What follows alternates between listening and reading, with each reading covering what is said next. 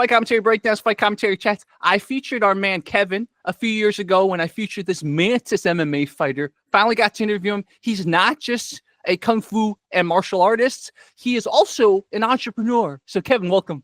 Hey, thank you. Thanks for having me on. So we found you. The footage was probably like 10 years ago. So let's start with that period of your life. Were you aspiring to be a professional fighter, or was it just a phase? No, it definitely was. I was not aspiring. It was I mean, I started off in Kung Fu. I mean, we can go into that, but anyway, the reason I did that fight is a friend of mine that I knew actually opened an MMA gym, and I actually had no MMA experience. I never even like fought or did any of that. So he opened the gym. His little brother was a pretty high level amateur turning pro too. He was becoming pro. He later became like a Bellator fighter and stuff like that. Wow. But he was like the coach, and they kind of just started this new MMA gym. And at that time, it was like the only MMA gym in Philly. Yeah. There was no MMA gyms. Like one of the first. I mean, I think MMA was it was still illegal even to compete at that time. It was still, I think it was just starting for Pennsylvania to get in there. So that was a Muay Thai fight, but I think the one you showed, right? I forget what that was. Anyway, that was after like a few months. I went into this gym and they invited me. We're like kind of friends. And then they're like, hey, like, you want to join the fight team? I had no experience. And we were just, I think that was like 6 months. And then we did that fight. I did that fight. All of us were kind of like that. Wow. Well, some people just have natural fight IQ, right? And we can see that you had natural fight IQ. So I think if you kept at it, you probably would have done really well. But of course, you were a guy with definitely other ambitions. I'm glad you did other things too. But having that under your belt, a few fights under your system, I think it helps the brain mature a little bit. Yeah, I wanted to talk about that because I came from the traditional martial arts background, right? My sifu is Loi Jakman. I'll just use Cantonese it'll be easier. Mm-hmm. And he was Chuklam, Guangsai Chuklam Ji Tonglong, which is southern mantis. So bamboo for southern mantis. Oh. When he taught me, he was actually already like retired. I was like a little bit old. I was like in my 20s. So I did like a lot. I did traditional for about 8 years. And then like that's when I was older when my friend opened that MMA gym. So I didn't do any of that. I just came from the traditional background. But I didn't know much about my sifu. Like someone introduced me, like they just knew that I wanted to do Kung Fu. I was probably like 19 or 20. And he was already retired. He was like, he didn't really ever teach, but he kind of opened a school, but he didn't have like a huge ambition to be a teacher. But he was just this person that, he was probably in his upper 60s at that time. Wow. And he's like, he had a lot of Western students, not a lot of like Chinese. And especially like, I didn't know any of this at that time. I just like, oh, cool, I want to learn something. And he was this old guy. It felt like, like Karate Kid, right? Like, like an older sifu that knew this stuff. But I didn't realize that Southern Mantis is like Hakkaku. It's a Hakkaku. It's from like the Guangdong area. Yeah. Which, like my roots, like my mom, right? Hakkayan. So it was actually a lot of like tied into like a lot of like, my background. Yeah. Which was pretty neat. Yeah. Also, I didn't know he was like in some Kung Fu magazines and he was featured in, some stuff. So it kind of had like a little name to him too. So it was neat. Yeah. That's amazing. I'm going to drop a little teaser. I'm going to interview the founder of Kung Fu magazine probably next week. So, oh, really? Yeah. So you mentioned Kung Fu magazine. I'm like, I think it was Kung Fu magazine. It was a Kung Fu. I wasn't sure it was the Kung Fu magazine. Mm-hmm. Yeah. Wow. Yeah, that's awesome. Again, the Kejia Quan, we say in Mandarin, a lot of the Kejia martial arts are very, very formidable. So yeah, I think it's just because the Hakkas were the first to leave China and they had to really test themselves, survive, right? All their Yep. stuff was time tested. There was no BS. So like, yeah, when you said, okay, like it was a gas system, I'm like, okay, yeah. If there were one group of Chinese people that had to maybe like stick to their guns and fight a little, it was the Hakka people. So Right. Yeah, Keja means guest people, yeah, right? They it were literally the means right. guest people. Exactly. So it's yeah, they. I think a lot of it was pretty rough in the southern area, right? Yeah. That area was pretty rough. A lot of the southern styles were fighting styles, right? Yeah. Like back, we have Wang Fei Hong, Huang Fei Hong, like all that kind of like idea, Hongga Kun, and all that stuff, like Wing Chun. A lot of those southern styles are like short, fighting Yes. styles. Yeah, Yes. Exactly. Like yeah. not as performative. They don't look too good performing, but they're basically cataloging actual moves you're using in a fight instead of Hmm. dancing. Yeah, it's really neat. I think, and it's weird because yeah, I don't know what has it been like too, because for you, kung fu, you do a lot of like the commentary with kung fu and versus MMA kind of thing, but like what are your thoughts on like that? Yeah, Like, it's funny because around the time I commentated on your stuff, right? I was discovering some of the southern stuff okay. because the first time I really realized, like, that whole myth that, oh my God, hidden masters in the mountains, of course that's a myth. But if you go along those lines of thinking, well, China's so big that there Yeah. might be whole communities that I haven't discovered. So the first time I discovered that was growing up. I never knew about Cai Li Fo, Choi Li Fo. I never Oh knew yeah, about yeah, yeah. Cai Li Fo. So like I saw all these like, because Cai Li Fo also were like, they might have not been the first Chinese people to leave China. They might have been along the second or Hmm. third waves of Chinese people to migrate out, right? And man, I was looking at a lot of these entirely four systems practiced by different people all over the world, and those people could fight and they could beat Muay Thai. And then I found out, oh yeah, I remember that quote from a while ago. Bruce Lee talked about toilet foot, Yeah. and I was like, this is what people mean by the hidden master in the mountain. I'm saying that and looking at a painting of like a mountain in my room. It's like, it's not literally there's hidden masters in the mountain, but there are systems of kung fu because China's got so many people and so long a history. There's going to be something formidable that came out of China sometime in the past.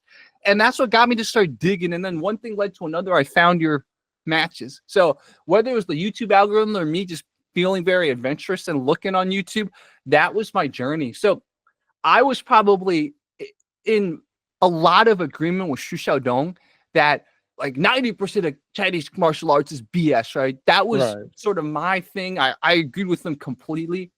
And then I think probably when I discovered Choi Li Fu, and then I started discovering all these other things like Zhou Jiaquan. Zhou Jiaquan like is like Hmm. a combination of Hongjia, Hungar, and Choi Li Fu. And then I Yeah. discovered different mantis systems and all these other things. I think I'm now of the opinion, I still think 80% of Chinese martial arts is a little bit BS, but I think there's like the 20% that's really freaking awesome. And I want to find those. I mean, it's where I come from. I have like half my time in traditional, right? And then half my time in MMA now. Really, Mm-hmm. it's my friend opened that school. I competed for like 4 or 5 years there, and so I kind of like I feel like I'm half and half now. Yeah. Um, from that, I think a lot of those southern styles, the original people that came to the U.S. are like a lot Toisanyan, right? Yeah. Toisanyan were a lot of people here. Now it's pretty rough. Like so my Sifu was obviously they all go to New York, and his Sifu, um, actually the Mantis system, right, is pretty famous in Guangdong. Like Mm-hmm. and the main guy who did it, his name is Wang Yokong. So my Sifu is Lam Wing Fei, and I don't think he was really recognized until recently. Actually, I looked up just to when I was talking to you, I was like, oh, I'm curious to know, but he's more recognized now.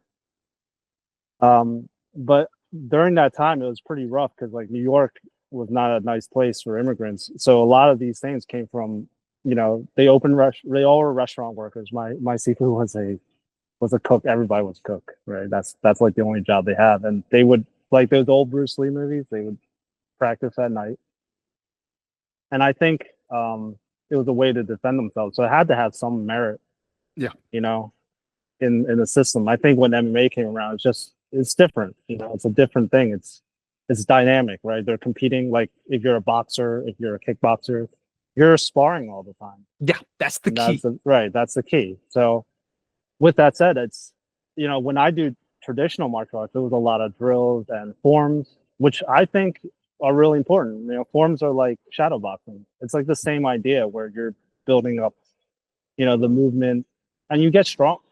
It's weird because a lot of people said, "Oh, you feel really strong." And the word "strong" is different because like it's just years. When you practice forms for years, right? You're like working out, and you're Yeah. doing it. It's a very isometric type of exercise, especially southern forms. It's like we have a concept called samchang.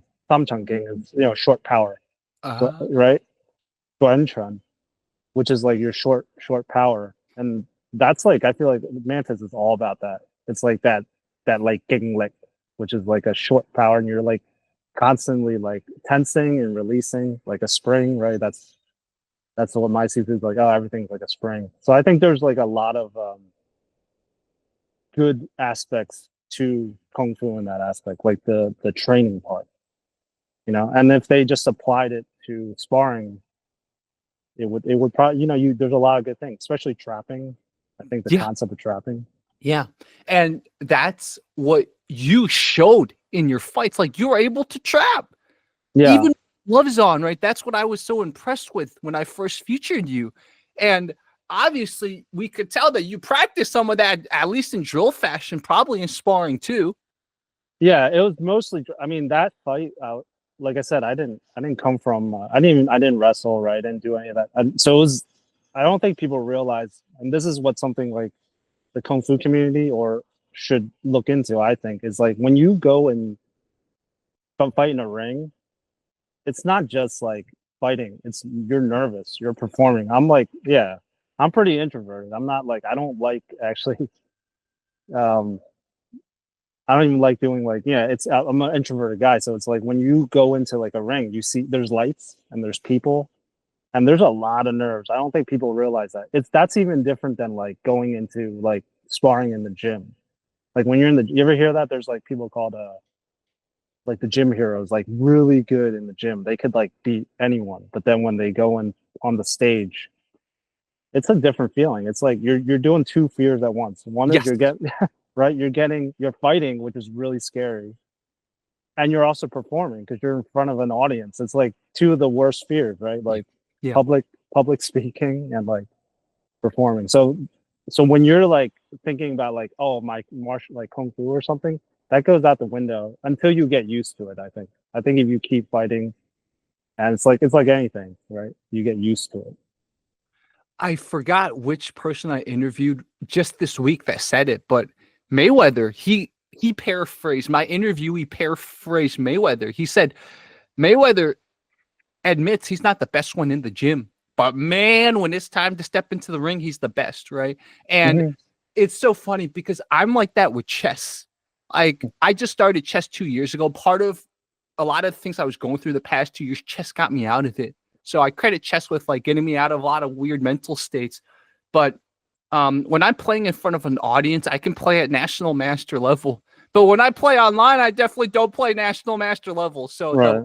the reason I'm telling you this, I'm about to play another national master Oh tomorrow, wow. and I Okay. think I'm gonna beat him because this is gonna be the third national master I play. Oh, that's First crazy. time I drew, second time I lost, third time I think it's the charm. I've been studying, so I'm only telling you this because it's like a lot.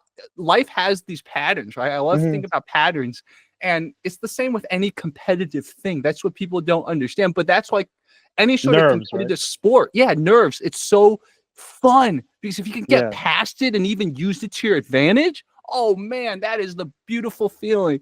Yeah, I actually that was my biggest thing. I never got that. Like the nerves of performing was always like that always got me. Like it's like yeah, I mean even like yeah, I think it might be it comes from being like, you know, like say even for us like Asian Americans, like you do get nervous, right? You're in a world that's, you know, you're kind of the minority.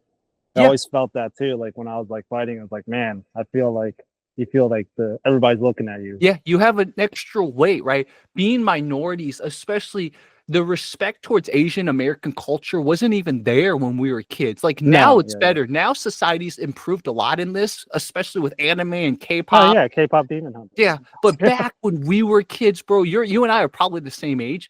Man, it was customary for everyone. It doesn't matter if you're black, white, Latino to say stuff to us because we weren't even considered like we could play the race card.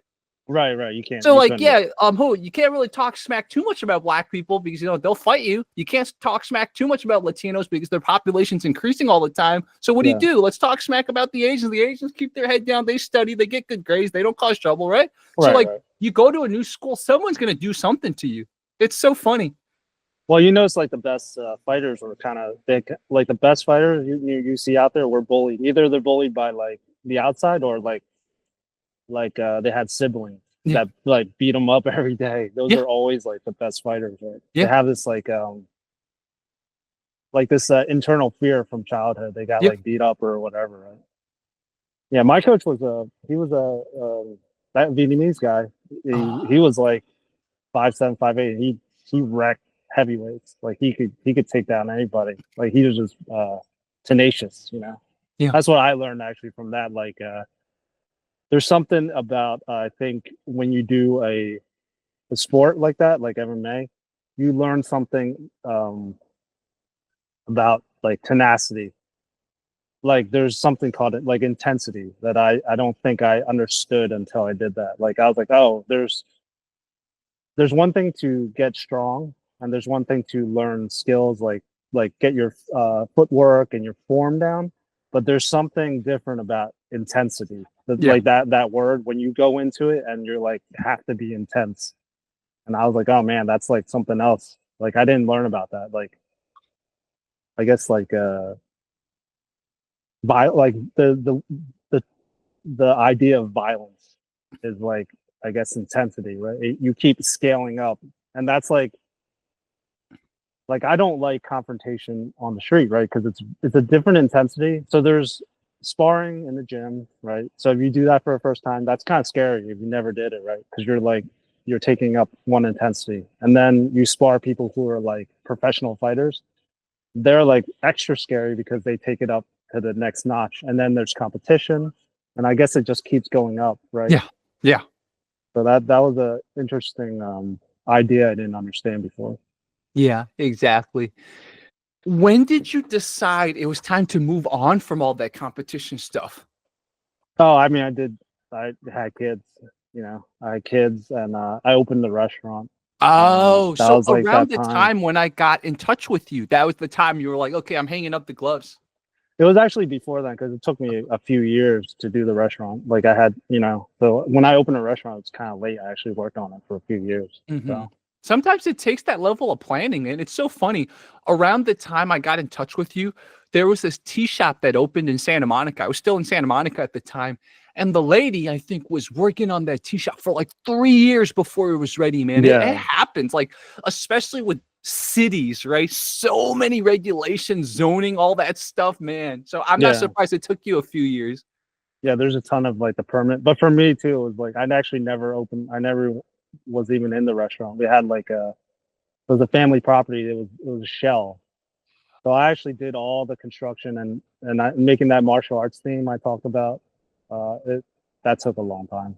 Wow. Dude, let's talk about this restaurant, martial arts theme restaurant. I'm going to show you guys something so cool because your restaurant was very well reviewed, man. I got to show you guys the Yelp reviews. Like people loved your restaurant. So, yeah, while I show this, please tell me about the restaurant.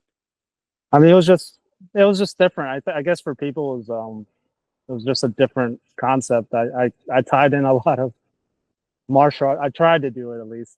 Tie in a lot of martial arts themes. Originally, we had like like kung fu movies on the TV. It was like had like a rooftop bar.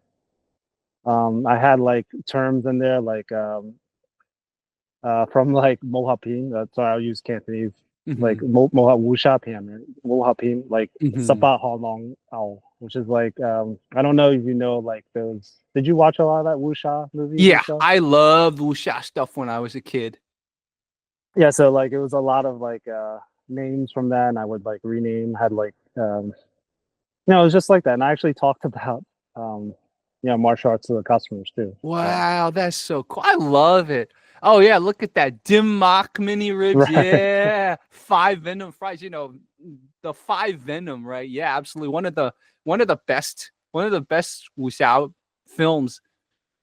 Typhoon soft shells. That's actually just a Hong Kong. Yeah. The five Venoms, we actually made like a I made like it's kind of our own wushang like fun, right? So it's like Mhm. our own wushang fun. So I had like dehydrated spices and played off that and did like five like a five spice for our like taro fries. We did like taro fries. So it's Mhm. kind of like a little bit of like I want to say like a new take on Cantonese. That's all. Yeah. Dude, I love it. I will say, this is my little rant for today.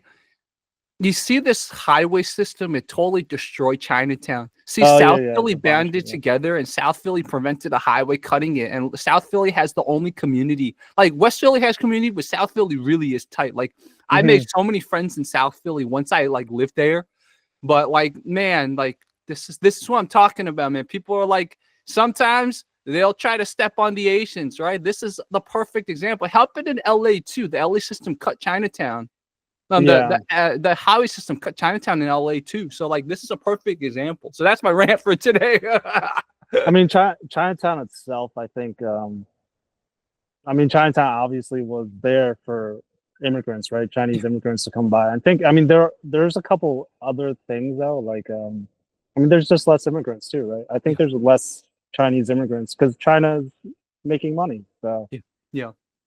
So I think I see there's a difference in Chinatown now. It's actually, from what I remember, Chinatown like being this like that's like my seafood, right? That old culture. It's different now because even the people that come into Chinatown, they'll have a little more money, and also like the restaurants are newer looking. They'll have Yes. like their chains. There's a ton of Chinese brands like Zhenju La Cha like brands, right? Yeah. There's tons of those now. So it's I think Chinatown is a little different too. Yeah. Yeah. It's almost like, and you see it. I was in the Toronto Chinatown. It was the same thing. It's just like a lot of the businesses are much more upscale now than before. It was much more grassroots. You could tell like it was like second, third generation Philly person like you opening up a stuff, not like, oh, some rich person who might have a place in New York and Yeah, here. yeah. That's true. And so the clientele also changes because they might charge a cover, they might have higher prices. So then it's like not catering towards the local Asian population either Yeah. necessarily. That used to be all that like the little like coffee places. Yeah. Like my parents, like everybody used to go to like the local Chinese bakery, right, and drink your like dollar coffee, Yeah, like yeah, the and like the amazing bakery items, you get Mhm. like 6 of them for like $3 I know those days are are gone. yeah, those days are gone. I remember that too. Like you get your bun, it's like 50 cents. Yeah, There's like one or two I go to that are still like that, but yeah, what are the chains? There's like something called 85 degrees. That's like oh yeah, three, four, yeah. 85 degrees everywhere. They're like what, $5? Like they're like three. That's not cheap anymore. And they put so much extra sugar and all that stuff. It's Yeah, like you're not even getting healthy stuff, and it's like $5, $6. yeah, yeah. Like those old school they like made it by they're there grinding away making Yeah. that. Yeah. The funniest story I had in LA was LA has actually three very heavily Japanese areas. Mhm. One of the Japanese areas that was on the west side, what we mean west side is there's a highway that literally cuts straight vertically through LA County. So everything west of it, we call it west side. So west side's like Culver City, Santa Monica, where I live, Venice and stuff like that. In sort of the Culver City area, a little north of it, there's a place called Sawtell. That was one of those Japanese areas. So, unfortunately, economics, the lockdown related to it started changing the neighborhood too, right? So Sawtell became less and less Japanese, more and more commercial.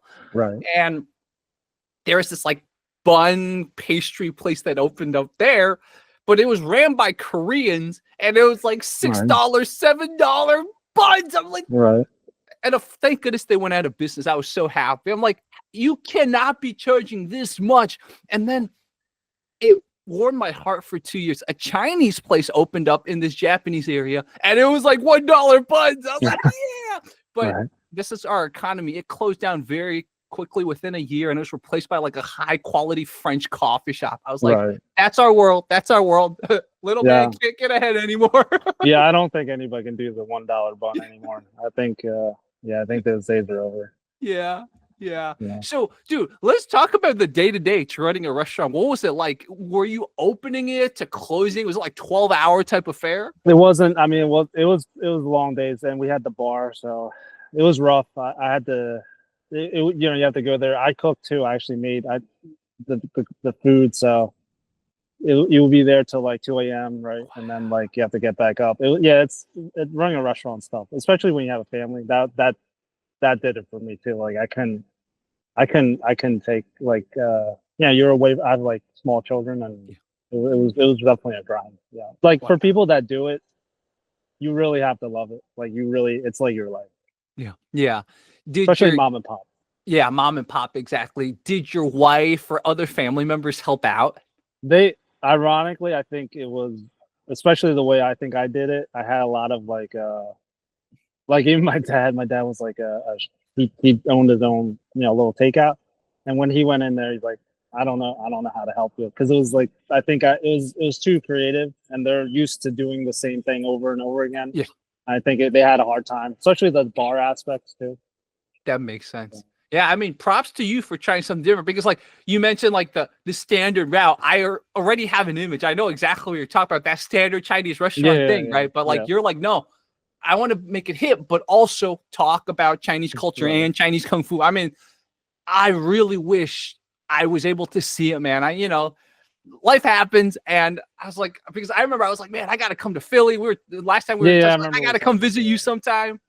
And life happened, and then and it happened too. It was an ambitious. I mean, maybe never know. Maybe one day I'll go for it again. But it was hard actually trying to do like something like cool but also traditional. It was a huge challenge. Yeah, but we did like the staff there. Like we actually ran like we call it like late night kanji. Like yak yejok. You ever heard that term? It's like yejok. That means you know what that means? Tell me. So sekyejok means to learn kung fu, right? I think the term is like they used to be at the restaurant, and then it was really late, and then you learn kung fu, like those Bruce Lee movies. You learn kung fu after work. I see what you mean. So there's a term called sekyejok, and I actually kind of want to run something like that. So I got like those dollar more mats, and the staff we would like actually like learn like martial. We would like it's pretty funny. That's cool. So man, we actually Dollarmere has given me mats before, dude. We should reach out to them, be like, dude, that's in the future. If you ever do something like that, get Dollarmere to sponsor you guys officially. Yeah. So we would actually, there was like we had like a couple of customers actually like come in and do a couple lessons and stuff too. Like, martial arts stuff. That's amazing. Yeah. Again, I think another circumstance your restaurant would be a hit. So I think sit on the idea and maybe in the future open it up again or do something different, or maybe like I gotta come and get involved somehow. Yeah, that'd be cool. A different area for sure. Man, Philly was rough. Maybe New York, or we find an area with a lot of Asians in Florida. Like we'll go to Orlando or Tampa or something like that. I'm becoming a big Florida fan, so that's why I'm like pushing Florida on everyone I talk to. Yeah. Going down south. Yeah, it's true. I mean, I was going to relocate too. I was surprised, by the way, Kevin, how interested parts of Florida are in Chinese Kung Fu.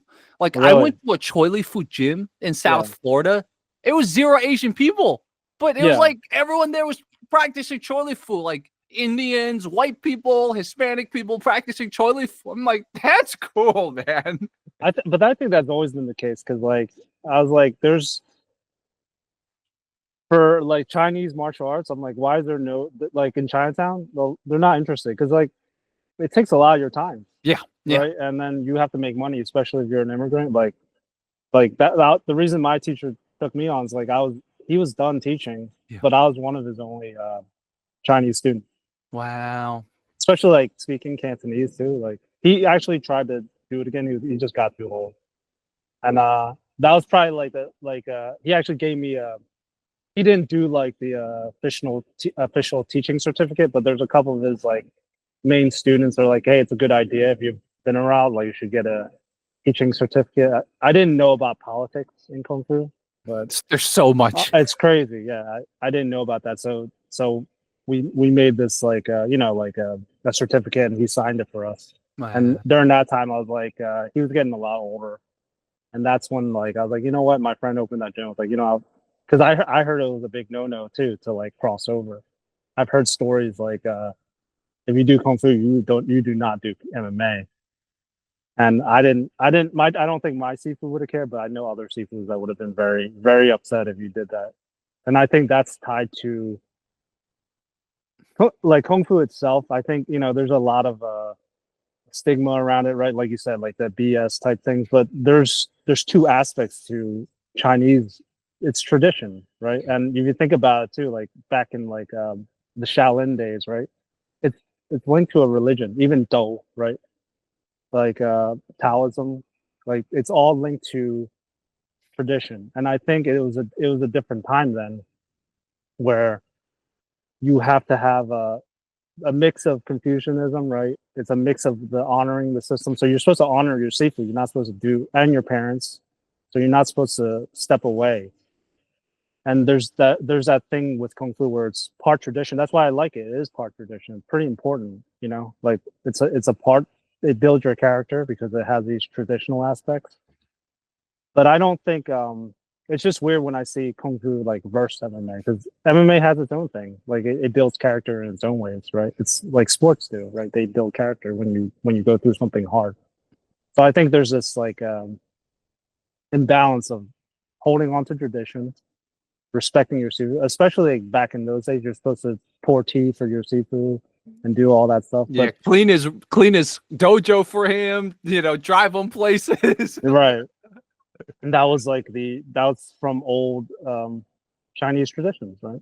China's even changed a lot after, right? After Cultural Revolution, after all that. Think about all the changes. Yeah, So. exactly. Yeah, it's quite interesting. Again, you mentioned sort of the semi-religious aspects of certain things, right? Yeah, that's actually something I haven't explored too much, but it's an important thing. Mm-hmm. Like you think about a lot of the qigong stuff, a lot of like the more mystical stuff, and it's like, well, some of it was, maybe people wanted to practice this so they could live longer, or maybe live forever, right? Like all these myths of these like Taoist like things. Yeah, so there's all these other aspects that you can't separate from just the martial arts practice, and something I haven't really talked about much, but yeah. And then it's like, okay, so some of it might be built into Chinese tradition. So then you wonder, okay, how do people get duped by certain masters who claim A, B, and C? Well, it's like if you grow up learning about some of this stuff, then it's just like, okay, if someone grows up with Christianity and then like someone says all the right things, and then you're like, how do Christians fall into these weird cults? It's like, it's sort of like the same thing. Yeah, it's the same. Well, we also like when you do martial arts, you're try and better yourself in the beginning, and there is something about following someone, right? You have to follow someone. It can happen in MMA too, because like you have a coach. You hear stories about coaches that I don't know if have you ever taught, like when you teach, when you have students, they do listen to you, right? And especially when it's something like martial arts, like where there's this other aspect to it where it's like if you're a teacher and you're teaching a martial arts, it's almost like you can physically overpower someone, right? Someone's your student in the beginning when they don't know. Well, yeah, you're gonna seem like Superman, right? Because you know all these martial arts and this person doesn't, and it seems like you do have a superpower, right? Yeah, exactly. And I think that kind of leads into that like following thing by nature. But I think like the thing about MMA is that student actually like within few years can be really good. Like they can now maybe be like the person we had a person in our gym. We had the first UFC fighter, like we kind of have claim to that in Philly that made it, right? And he was like, when he first came in, like we're all like the fight team, right? So we were like the better ones. and he was like 19, and then within 2 years, like there's two. There's a friend of mine that was like 19 also, and I was a little older, and then by the time I hit like mid 30s, I was like kind of done. Like I was like, man, this kid that was 19 that I could crush in the beginning is now destroying me. And I think there's a little difference in those kind of combat sports because like the young person can end up beating the master, right? Because they get better and better. And I think that's cool because there's like a more of a coach aspect, a Yeah. mutual like a respect that. Whereas Kung Fu, I think if you're not supposed to win against your Sifu, right? That kind of never happens. And I think then it kind of stays in that the state of where the student is forever ever going to be a little bit less. And you ever hear that in old Kung Fu films? Like you're supposed to say, as a teacher, you're supposed to save a skill. You ever hear about that? Yeah, yeah. Yeah. You're not supposed to teach every single skill, so you hold the one back so your student never beats you, right? Yeah. That's actually from like old martial arts. Like People still use that to make fun of Bruce Lee. All Yeah. these Wing Chun people hate on Bruce Lee. They're like, well, the thing is, it might never taught him the whole system. Right, That's right. why Bruce Lee had to go off on his own and criticize Wing Chun. It's not because Wing Chun sucks. It's because Bruce Lee was held back, yeah. It's true. A lot of people. Yeah, it's a lot of that. Yeah. Yeah. I mean, he never fully learned the system, right? That is true. But like, I think he dabbled, right? I mean, he dabbled, yeah. Yeah. I don't know yet. That's from what I've heard. But the sort of the cope behind that is like that what you were saying, like everyone knows the old traditions, like the master never teaches everything. So Right. Yeah, we have that in I mean, even in ours, we have like there's all the forms and you keep adding a form, right? And then the highest form is Yapalingbat, right? That's like the ultimate form from, but like even they say like my Sifu didn't get, like there's always these politics. I don't even want to get into it because I'm sure it's gonna bring up some kind of political thing. But yeah, there's a lot of that. yeah. So I'm gonna present an argument actually in support of this, believe it or not. So people ask me all the time, Jerry, how do I get started as a YouTuber and stuff like that, right? Yeah. So I tell people, I'll give you all my findings, all my notes, all my discoveries, and then you just have to do it. So like I have a Google Doc, right? Everything I've learned about YouTube, I give it to them. You know how many of them actually do it? 0%. Yeah, it's very right. Because it's the work. Right? Yeah, it's the work. It's that's part of what Kung Fu is, right? Yeah, It's continuous improvement, hard work. And so that's the Kung Fu about anything. So maybe from a functionalistic standpoint, what this holding your student back and not giving them everything is to build the yearning. True. It's like, right. I'm purposely not going to teach you everything because if I try to give you everything, you're not going to appreciate it anyways, and it's going to overwhelm you anyway. So I'm just going to like purposely keep you behind a little bit so you want more. Again, this is kind of, I'm playing devil's advocate. I will always give people all my YouTube notes because I don't care. Like life shouldn't be about me withholding information. It's hard enough already. The execution part is hard enough already. I don't need to try to like withhold information from you. But again, maybe it's just me. But maybe the reason people do that is because by giving them all my notes, they don't appreciate it. That's why like all these people never do it. Actually, you bring up a really, really good point. Like that's actually a really good point. I like that because if you think about it, maybe we're looking at it as the teacher being selfish, right? But you're right because like me even being a parent now, like you kind of you don't want to be too easy on your children, which I am, by the way, but you don't want to be because at some time you kind of want them to rebel. And I never thought about that. Maybe like say for traditional Kung Fu, the Sifu aspect, you're supposed to, like a lot of people don't want to upset their Sifu, but if you think about martial arts, it's really just yourself, right? You are grateful. You have to respect your Sifu. You have to be grateful that they give you the skill. But in the end, you're supposed to be your own. That's what like the concept of being your own Sifu, right? You actually have to step outside and like be yourself. So you're right. There might be a little bit of that rebellion part that should be put in because that's how you get better, right? Yeah. Like I'm gonna make it hard for you to move forward. And I'm not even going to teach you everything. You're right. It kind of does have that. I think that's a good aspect. I didn't think about that either. The other thing, again, I'm so glad we're talking about this because it gets me to really examine certain paradigms that maybe I didn't even think about. So the reason why chess is such a popular game, in my opinion, okay, there's so many reasons, but in my opinion, one of the reasons chess is a very popular game is it's a game of what you call perfect information. Mm-hmm. As in, it's not like I don't know what pieces you have. I can look at the Right. board. You know what pieces I have. I know what pieces you have. It's literally a test of both skill and a little bit of finesse too, right? Because I could play with your mind and you might believe I'm going to do something and I'm not going to do it, right? But like, think about it. There's games like poker and stuff. You don't know what my hand is. You could get good and you might be able to guess what my hand is. The best poker players, they're like 80% good at guessing what your hand is. It's amazing. But like still, there's still an information, little bit of a cloud there. But with games like chess or Go, you know exactly what's on the board already. You just have to like, okay, reason through a pattern, recognize through it, etc., control your emotions. And there's only so many moves, right? You actually all the movements are already there, right? You like learn all the moves and it's just like using which ones. Is that kind of what it is? Yeah, exactly. So yeah. So I think there's something about that. There's something about that where it's like, okay, well, it's not about luck. There is some luck, right? You know, maybe the guy didn't sleep all day you're playing, so the person's just not thinking well. But most of it is about your hard work. Yeah.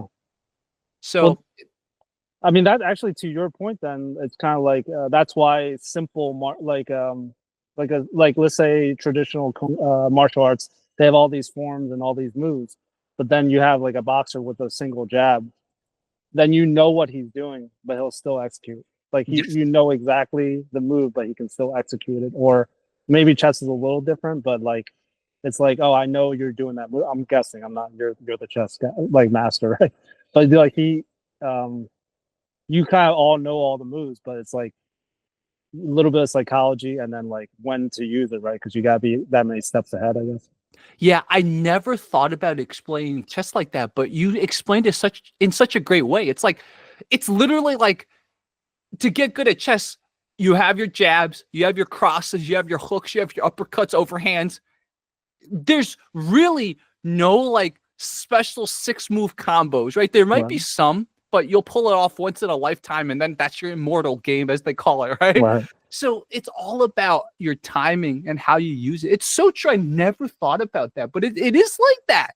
It's like you don't fear the guy who like memorize 16 different openings and like all these crazy games. You fear the guy who practices the same tactical patterns on the board over and over again. It goes back to that Bruce Lee quote, right? So like the guy who can see a pin and use it every time, the guy who can see a double attack and do it every time, that's the guy you don't fear. You don't fear the guy who like, oh, he might once in a while be able to sack a piece and then like move this piece there. No, that person pulls that off 1% of the time, but you know, same dude will miss like a 2 move that might create a pin or a skewer, right? So dude, see, like this is why I love conversation. We're able to like break down certain things with similar themes, but like come to new understandings of it. Well, that's why they say, right, fighting is like physical chess, right? It's basically the same idea. Yeah. I guess, yeah. Yeah. They're all linked. Everything's, I mean, they all have to come, they're not that different, right? Once you break down all the concepts, they all are linked in some way, right? As human beings, right? We're always linked through all these things.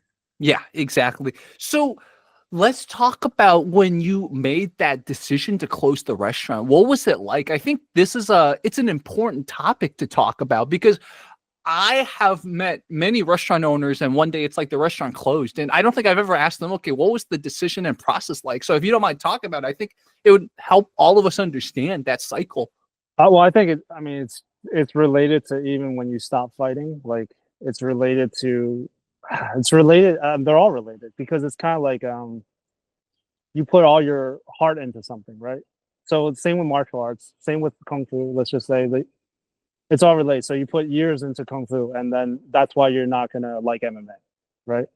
You put years into MMA, you compete it, and then it's like, you know what? I like being, I like competing because you like feeling good, and then like, well, I get older and I can't fight the same way, and maybe it's time to stop. Like restaurants a little different, but for me it was like you get to this point where you go and you put all this time, it's really hard, and then it gets to this point where, okay, it was after COVID, there's a lot of reasons, there's family reasons, it's emotional thing, it's an emotional thing, and usually it's, the funding. If I was making a ton of money, right, it was doing really really well, then fine, but it wasn't. So it's like, when do I stop? And when you do things, you want to fight.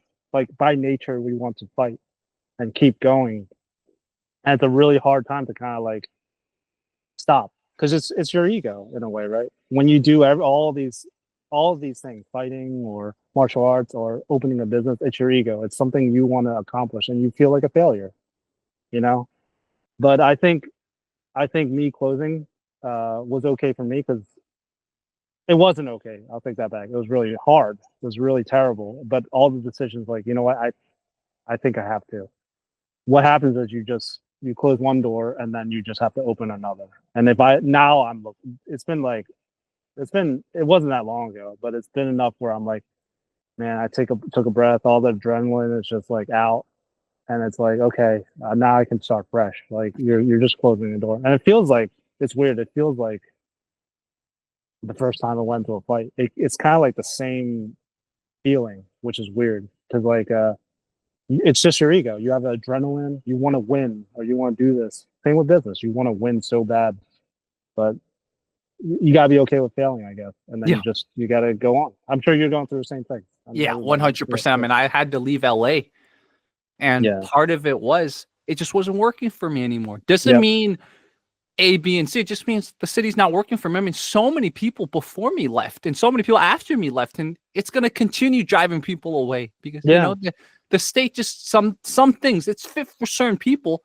but for other types of people, it's not fit for. It's just Right. the truth. So then I'm also, what you're saying also appeals to me, because I'm just going to be honest. There might be a day I have to close down my channel. Channel will stay, but I might have to move on to other things. That's life. Yeah. That's life. Yeah. Yeah, And that's life. and it's kind of like your ego, right? Because it's like, this is my identity. Like your identity is this. You put a lot of heart into it, but I think that goes with everything. Like Kung Fu, right? That's my identity. MMA fighter or something is your identity. Restaurant owner was my identity, and you get really hurt when you kind of lose your identity. But it's I think it's okay. It's good that you should push really hard at something and do it, and then you should be okay with letting go, because as you get older, that's the point. Like you're supposed to let go and you can refine yourself, and especially when you have kids, it's not about you anymore. Yeah. Right. And I think like that's when I think things change for me, at least. But it's like when you fight or when you do stuff like that, it's all about you, right? And if you really think about it, it's about you, like being like really good at something for you, right? But it's not about, like, when you do more things and things that are not about you, then I guess it's kind of like, okay, that's when you really find yourself, because it's like you're kind of being more you're doing things that make you feel bad, like egotistically, but then you are going to start noticing things around you, and that's like a work in progress.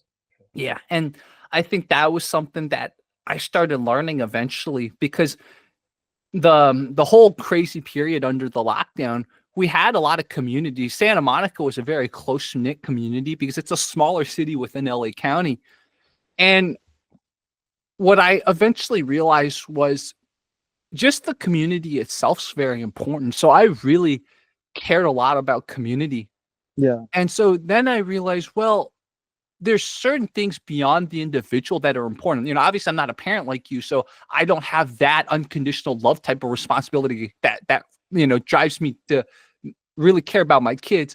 But the closest I have is understanding that there's some forces beyond the self that once you get to a certain age, if you are observant, you're going to start realizing, for some people it's their kids, some people it's their family, some people it's their community. Yeah. And I realized, I'm like, wow, community often is what keeps people sane through tough times and good times too.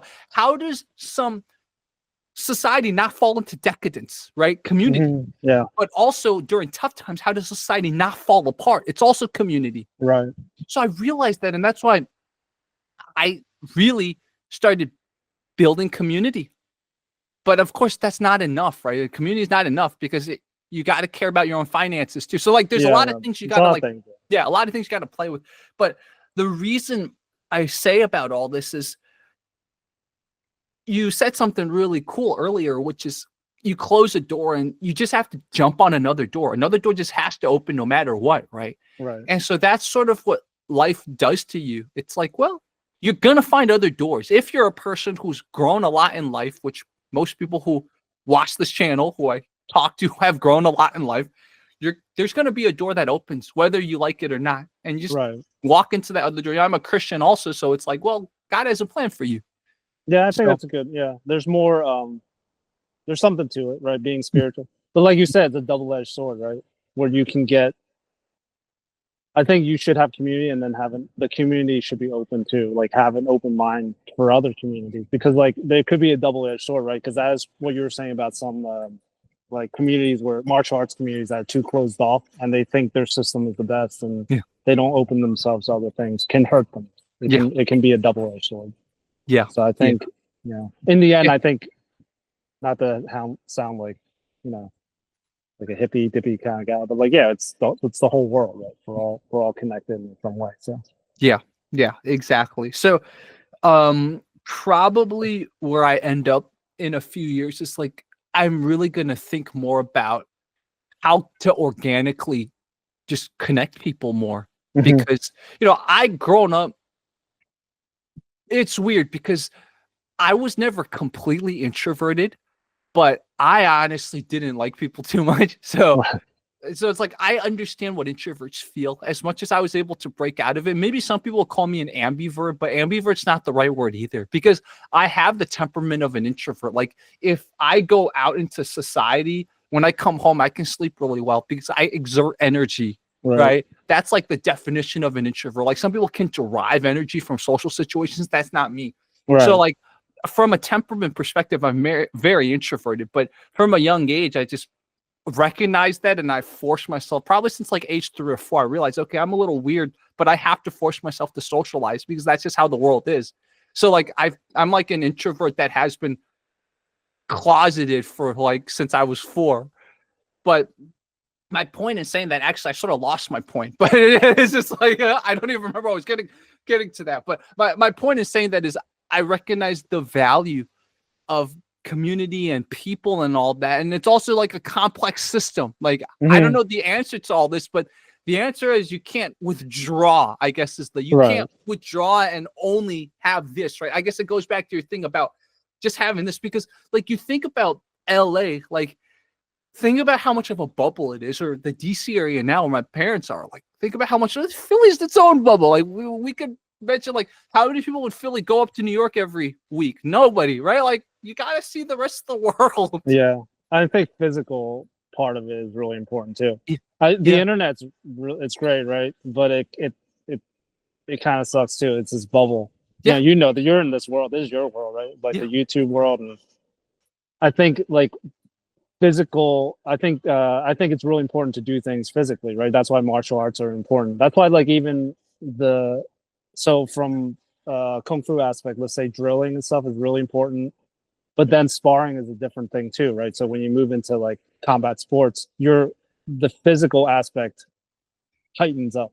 It heightens up, and when you get to that level, like when you get to the part where you have we had a fight gym, like it was like old school fight gym. We went all out, so people there were like, like it's not. It was pretty hard sparring. Like we went pretty hard, like, and when you get to that level, and then you can kind of like. You're really tired and you're beat up. Most of some people get hurt, but you're like friends at the end. It's like a different. I think it's like another level of physical. Like you're working out your problems in a way that's different. I think it's hard to work out your problems all the time, like online especially, like because you have this distance. And when you're around someone physically and you have to work out problems, I think that's a really important skill that people might be losing today, right? Yeah, Like totally. working, like being around someone who's physically like better menacing, let's just say, right? Scary in person is much different. And Yeah. when you have to work things out that way, it's a totally different way of working things out. It's almost like, it's more true to what we are like as humans, right? So Yeah. I think we need that too. That's part of community too. When you were saying, I think I have no perfect answer because you gotta work it out. I know it's an ongoing process. It's Yeah. not, Yeah. It's so funny too because I think about this because it's one of the definitions of like our modern world. There's this kung fu coach who apparently I hurt his feelings 2 years ago, and Mhm. so he's been like angry at me. And finally, he called me. I was like, "Well, first off, if we were in person, you would have told me a long time ago. But two, Yeah, like, why didn't you just tell me initially? Like, I don't think I'm very intimidating, but like, like I remember I was listening to him talking to him. I'm like, your whole argument is I just hurt your feelings. It's like you're a kung fu coach, man. Like you right. haven't had people like I didn't even say negative things about it. It's just so the background behind is there's a kung fu coach that sparred Jeff Chan. And so me and my co-host, because we know Jeff Chan, we think he's really skilled. We were mostly focusing on his skill. And so the kung fu coach felt like, oh, I didn't really acknowledge the kung fu coach. And I was like, I see your point. I told him when he was talking to me Right. and mad at me, I was like, I see your point. Like maybe one of us, since there were two hosts, maybe one of us should have focused more on you. I get it. But I'm like, still, you're a kung fu coach. I featured you. Right. Isn't that enough? I get his point. I see his point. I'm like, essentially, you're telling me I hurt your feelings and you held it in for 2 years. Like in real life situations, that wouldn't have happened. It's because of this online world. Yeah, yeah. And the second thing that's funny because he was calling me when he was driving to his studio. He was in full Shaolin gear. He was like ready for a fight with me. I was Right. laughing. But so the call cut off when I was trying to explain this to him. I'm like, this is also an online world thing because obviously YouTube to get you upset has never shown you all the videos I do making Kung Fu look good, Right. right? Right. Every viewer that complains I hate Kung Fu, YouTube has them pegged as they'll get angry and interact and watch more videos and watch more ads if we make them angry by only showing them Jerry's videos making Kung Fu look bad. Right. So like they haven't seen all the videos of me making Kung Fu look good. In fact, the people that often comment on my videos where Kung Fu looks good claim I'm a Kung Fu fanboy. I only want to make Kung Fu look good because YouTube has them pegged as people who only get upset I make Kung Fu look good. So only show them videos where Jerry makes Kung Fu look good, right? That's the Right. epitome of our online system. You have to look beyond that. Look at, okay, what forces are shaping my view? What forces are putting me in a bubble? Of course, I'm not going to be able to explain that to someone who's calling me in a car, driving and the call gets cut off. But I was thinking about it, I was laughing. I'm like, wow. And he's a Kung Fu Shifu with a lot of successful students. He's Yeah. probably in his 50s. Like, I was expecting a little bit of maturity, but that's a judgmental word. It's not maturity because most people don't realize the systems that are influencing their thoughts. It's not a maturity thing. It's just an information thing. It's just a Yeah. knowledge thing. Well, it's a thing where, like I said, like if you have to go through some kind of like I said, some kind of feeling of failure to actually know about that. Because like the problem was, if you are very successful as a kung fu like sifu, and I get it, like you have students that look up to you and they respect you, and you have to hold that image. You know what I mean? And I don't think he realizes for you, you're not. I don't. I mean, even from talking to you now, you have no ill will toward anyone. You're busy and you're trying to do your own thing, and you're right, and you're just putting it out. Well, that's unfortunate too, right? Once you put something out in the world, that's why I'm kind of an introvert. Even with the restaurant, putting it out in the world, you're gonna get criticism, and you Yeah. have to get thick skin. Yeah. But It's for like, him, yeah, don't spar with Jeff Chan. Sorry, I totally yeah, interrupted you. Yeah, no, go don't ahead, go ahead. spar with Jeff Chan publicly if you're not going to get some criticism. But please go ahead. No, that's a good point. Once you put it out there, you're gonna get criticism, and that's up to you, I guess, to do it. But I don't think anyone can make anyone any like you don't make kung fu look bad. You're just doing it, and it'll look good if your intention for kung fu is to win a sparring match, as you say, right? Well, then you have to win the sparring match. It's pretty like concrete. There's no such thing as like making an art look bad. It's just what your intentions are. Because I think if you say, "Hey, I want to do kung fu," let's say from a traditional aspect for culture, because I have friends like that love the culture. They don't care about fighting. They don't care that, and they make kung fu look good. And people they teach it in that way. My Sifu was not. He was talking about health. He never talked about fighting. You know what I mean? That's why I would never. I didn't even. I don't think he would have mind, but I didn't tell him. Right? Obviously, he was older, and he also passed away. So it was like, okay, I felt okay, but he didn't talk about it as in I'm going to fight. He never said that to me. He said, and he said it as a health thing and he was really agile. So for me, that was proof in itself. Seeing like 70-year-old guy move like that, move really fast. I mean, he smoked. I mean, he was really old school. Sitting there, and he was literally the old school kung fu like sifu where you smoke and you're just like, okay, do this. But when he got up and he had a cigarette in his mouth, and his students will know this, right? He moved like a 20-year-old. Like the way he moved. So that was enough for me. It doesn't matter if he could. Like I wasn't thinking, okay, 70-year-old guy's gonna really. It's not like a movie where he's gonna fight some giant. Like I didn't look at it like that. I was thinking that's I respected that. Like seeing a 70-year-old guy move like that, it's like that's enough for me to want to learn this art. Yeah. And that's how you should look at it. I think that's how you should look at it. Like you can't make it look bad. It's just what your intention is for what you're doing. Like if you're saying kung fu is gonna beat another art, well then you have to beat that other art. Yeah. Right? Yeah, exactly. Yeah. Yeah, I think you say a very good middle ground thing. And I think from my analysis of the video that offended him, it was basically that because Jeff Chan is world class, So it's MMA, I think I know. I don't follow them. It's MMA. The MMA. Yeah, MMA guy. Yeah. Sure. Yeah. Okay. So like you can obviously tell he was holding back against the kung fu guys. So why would I not celebrate Jeff Chan? His skill. Right. He's holding back. You caught him a little, but he was holding back. So like, yeah. Anyways, point in saying this is it's online, right? It's like people gotta control their egos. It's the same with chess, man. The amount of ego in chess is so much. The difference is in chess, you don't get punched in the face, right? So like in some cases in chess, like the ego's even more. Yeah, it's true. It's true. Yeah. I think you get more ego when you don't get punched in the face. Yeah. It's true. Yeah, it's true. Exactly.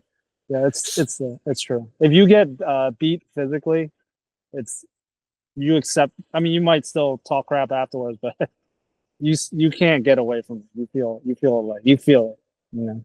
Yeah. That's why I like MMA though. I do like MMA for that because everybody gets beat. You can't get good without getting beat up by somebody. Yep. Exactly. Or any combat sport. It's not kung fu can be that too. I hate to separate because Sanda it's kung fu based though. It comes from that. Yeah. So, yeah. Any sort of lei tai, right? Yeah. They're sparring. Yeah. What's next for you? Well, moving on to other projects.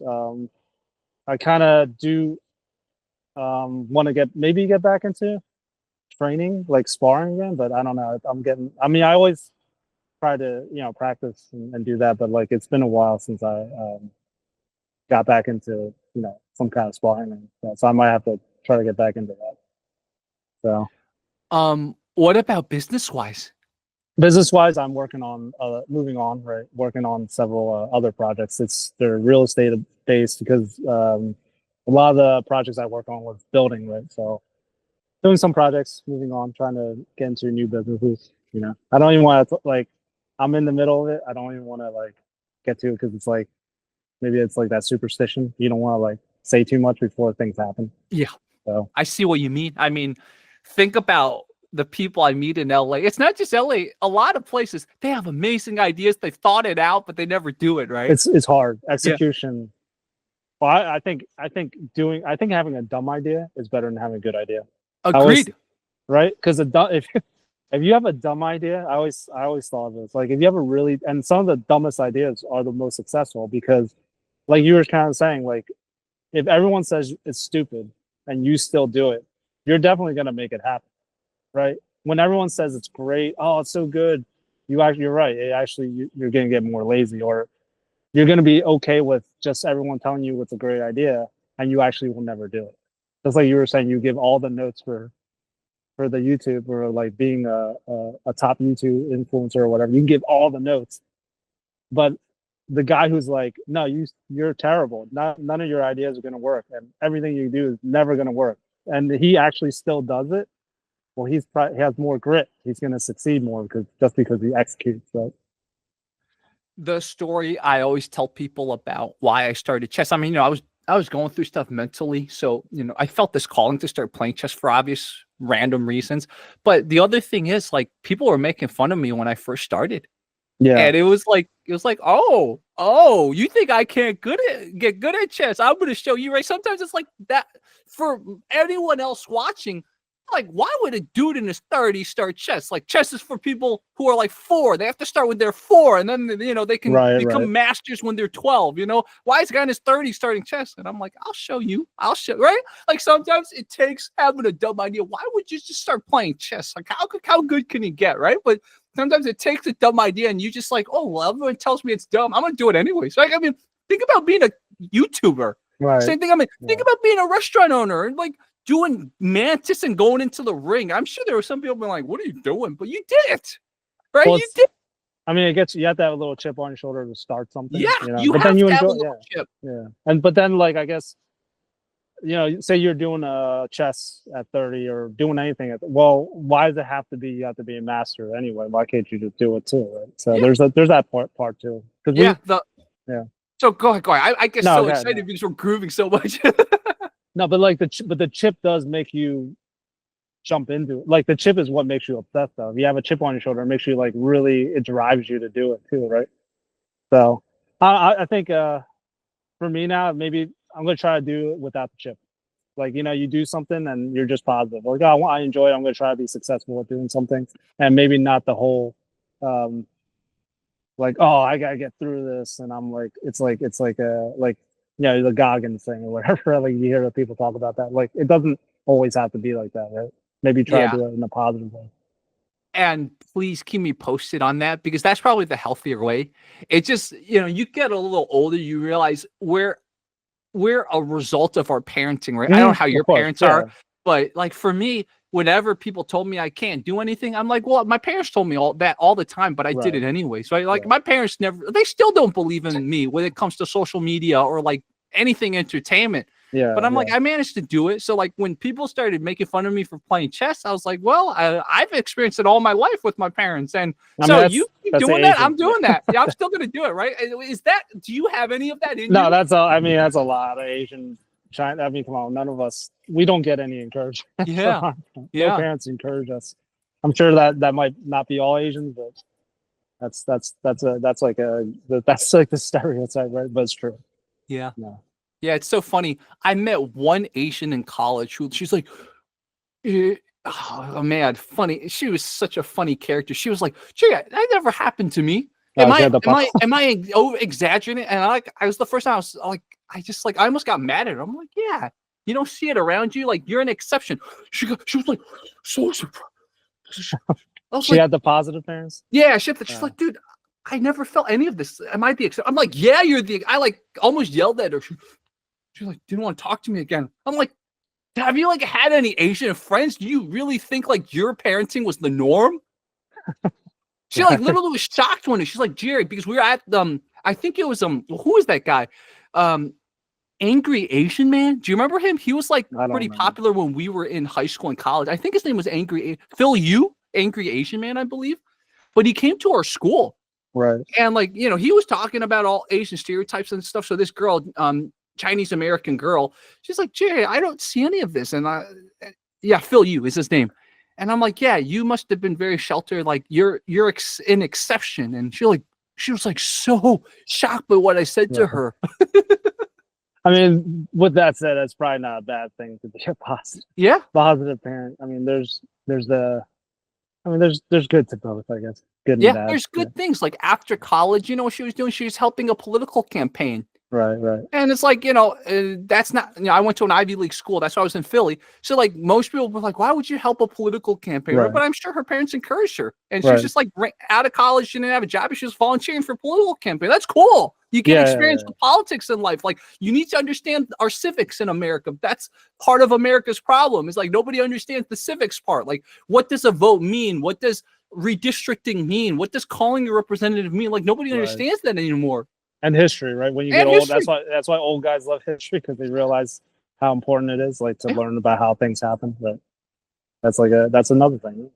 Yeah, exactly. So again, like Kevin said, like I'm re-emphasizing, there's nothing wrong with having encouraging parents. Like I hope you guys understand that. The joke that one time they said on Joe Rogan, I don't remember which like person said it, but don't ever think like this shaped me for the better. It's you triumphed in spite of this. Okay, so Right. something was negative in your childhood. It's not like you needed it. You triumphed in spite Right. of it. In Just spite of remember it. that. Like That's a good point. nothing negative is like something you need in your life.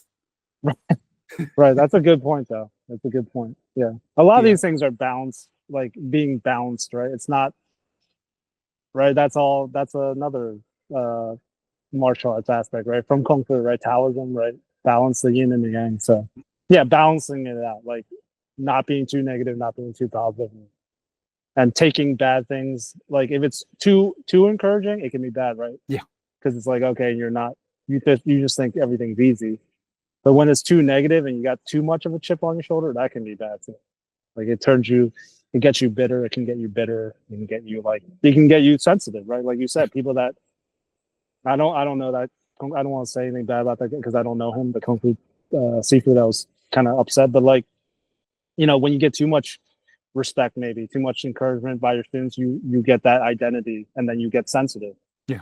You know, and you don't want to be that either, right? Overly sensitive. So. Yeah. Yeah. Another sort of example to support what you said is I grew up in an area in the DC area where it's a lot of high achieving STEM Asians. Mm-hmm. And I went to a very white high school. Now I could have gone to an even more affluent high school. And there's 2 high schools in the county where it's like most of the affluent kids, they'll like go to a doctor who will like give them a disability, whether ADHD or something, and then they'll get like 6 more hours on a test. Wow. So Yeah. like everything's handed to them. Right. But like, why is it that the STEM Asian kids are the ones that like get even higher scores? Why is it that they tend to get into even better colleges? Again, the measure of success isn't just your test scores and your colleges, but if we were to just use those as standards of comparison, why is it that the kids who get everything handed to them, it should be easy to them, they don't tend to Right. get into as high achieving institutions as the Asian kids who like didn't have their parents give them the ADHD diagnosis and get 6 extra hours on the test, right? It goes back to what Kevin said about the balance. If you Right. get everything handed to you, you don't appreciate it and work hard. So it's all Right. about a balance. I think Kevin and I are definitely in agreement that some types of like overbearing parenting where it's never giving good feedback for the kids, that's not good either. So it's a balance. Right. Well, like you said, I think we can relate that back to, like you said, Kung Fu and all these aspects of Kung Fu versus MMA or Kung Fu, because Kung Fu is supposed to be testing, right? So you're testing yourself one way or another. So if you're doing forms, they're tests, right? Because to get that form right, they're hard, right? If you do like right horse stance or something, it's hard, right? As a physical toughness. And then you get better. So say you learn a system and you're getting better at the system, you're learning all the forms, you feel like you have the good movement. Well, okay, if that's where you're at, that you could spend your whole life doing that. But you might say, oh, you're a Sifu, right? Like I got a teaching certificate, right? Oh, I could call myself a Sifu maybe, right? And then you can just live in that. Well, okay, well, for me, it was like, okay, what about physical, like fighting? Okay, cool. And then I had an opportunity to do it, and that's a test. For me personally, that was okay. I want to test myself, and then that can get into its own thing too, where you're competing and you're doing that, and you're like, okay, what level are you going to go pro? What level pro? I know I train with all pros. It's like one way to UFC, right? And it's like how high though? How high did you get to the top 10? And that becomes its own thing. And then let's go beyond that. Like I have friends now, like I met actually at the restaurant. They're really high level, like they're like firearms trainers, right? We're talking about self defense, right? Though, so they were like, showing me like things like self defense things, and I was like, oh wait, this, and they kind of the self defense is like, well, okay, you're just fighting. That's not all that self defense is a whole nother martial art, which is kind of cool. Like, and I see like, okay, there's just different aspects, like you said, one door closing, another door opening, and they all have their own like issues with becoming you're too involved in that, or you identify with that and you're limiting yourself through that. You're not testing yourself by moving to the next thing and like seeing, oh, there's a whole nother world. That's all. And I think that's, I don't know. I think for me, it was like, I'm happy. I'm kind of grateful that I got to like, oh, I have my friend. I would not have done MMA like by myself. Like someone I knew, like come into this gym and train. I was like, okay, I was lucky, lucky that you get an opportunity. It gets to open your mind to other things. You know what I mean? So I think that's important. Yeah. And I'm glad you brought up this point again. It's something I wanted to talk about more that thank goodness I forgot. And then you brought this up, but your identity, right? What do you tie your identity to? And that's something that I think this is the rant I always give to everyone. When we were kids, man, like middle school, high school, we had to take at least 7 classes per year. And then somehow by college is like 4 or 5. And then like eventually it's like you have one job and maybe one hobby and one side hustle if you're lucky. If you don't have the side hustle, you probably have a family, right? So it's like, why is it that it like becomes like this? Right. And so maybe one of the answers in life is you got to diversify. Like, don't tie your identity to one thing as much as society wants you to. You got to have hobbies, keep building different hustles, keep recognizing when a door might close or maybe some doors are semi-open, walk into it. Because what'll help you in life, both financially and ego-wise, and just your brain growing is don't tie it to one thing. Don't pigeonhole yourself to one thing. I mean, it's especially now, right? We got so much information. It's hard. Maybe that's the too many choices. Like you said, you have too many things now, and it's hard to pick. It's hard to execute because you can't pick one. I think me and you too, like a lot of Asian Americans, we grew up. We're Asian, and you're like, say you went to all white school, or some Asians go to all black. And are you like forget about even what about Chinese versus Korean versus, there's identities within that too. It's not just, there's so many things that but that's what's great too. You get a choice, but that's harder sometimes. That's all. Yeah, exactly. So I think the lesson to that is don't get overwhelmed and just like lie flat, right? That's the key. Like pick a few things and evolve with them. So like if this is not working, try other things. Don't ever feel like, okay, this didn't work. Okay, I'm a failure. I know it happens sometimes, like especially our parents' generation will be like, why didn't that work? Yeah, they want it to happen. That's part of the dynamism of American society. You try things. But like our parents, and it's not just our parents, it's some parents are just like that. They think everything is a judgment on them too. Yeah, of course. Right. So like part of it, you have to remember it's their like ego too. So they might be criticizing you, but they're criticizing themselves, which they shouldn't, because it's not their fault either. It's like, think about how many entrepreneurs have said I failed like 1,000 times, but then eventually I succeeded. But if you never fail 1,000 times, how are you going to succeed, right? So just remember that. It's not easy. It's not comfortable sometimes, but you have to go through it. And part of it is you have to acknowledge you failed and move on. Like that's the hard part for many of us, especially if we tie our identity to it. I think it's the effort, though. If you put all of your effort, you'll know when you put all of your effort in something. You know when you kind of like slack off and you didn't put all of your effort. I think if you put all of your effort into it, like you're gonna feel it. It's gonna be painful to quit. That's when you know you put all of your effort into something. And if it's not working, when it's like really hard to quit something, then you know you really put everything into it and you can quit. Like you can kind of fail at that thing and open a new door. I think that's a good test, like a good indicator, sorry, for if you put all of your effort and you really like, I don't want to quit this because I put all this effort, then you kind of know, like, and it's not working at me. That's the time. I'm learning a lot from you. I think that is a great little gauge to know when it's like, okay, if you really feel like you're putting all your effort in, burned you out at least 1 or 2 times, if not 3 times, I think that's the time you have to be honest with yourself. I did my best, man. It's time to quit it. I like that. I like what you said. Yeah, because otherwise you don't put enough effort. Yeah. And you don't know. So I guess that's probably a good, that's what I feel, at least for me, Yeah. Exactly. So you got 2 kids. Any more on the way or just 2 kids? No, I think that's it. I don't know if I can take it. I see. That's I'm quitting that. Do they train martial arts? They did a little bit. I don't want to, that's another thing too. I don't want to force it. It's gotta be natural. I hear a lot of, I think I had a kid that worked at a restaurant. His dad was high level high level wrestler and like kind of like maybe too hard on him. I heard the story and it kind of makes you burn out. So I don't want to push it too hard. You know, I think it's important, obviously, to learn martial arts for everyone, but I don't want to force it.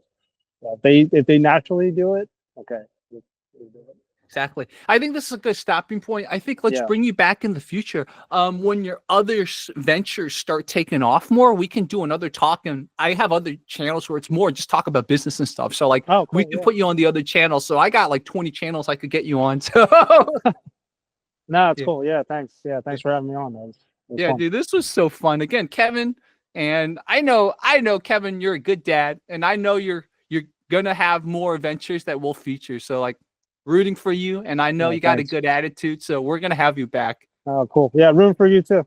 Oh, thank We you got so much. trained too. We should train sometime. Dude, I would love to come sometime to Philly and just learn some of the mantis trapping, all that stuff. You know, Yeah. the stuff that I've seen you do, and it's like, why don't people do more? It's like, Kevin got something, man.